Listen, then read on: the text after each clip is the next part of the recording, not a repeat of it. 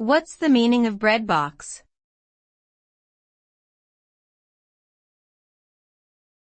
Breadbox.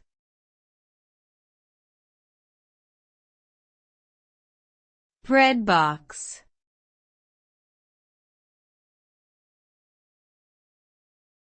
Breadbox.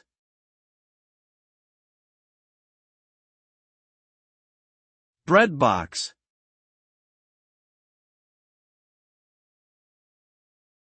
A breadbox is a container specifically designed to store bread, typically made of wood or metal with a hinged lid and ventilation holes.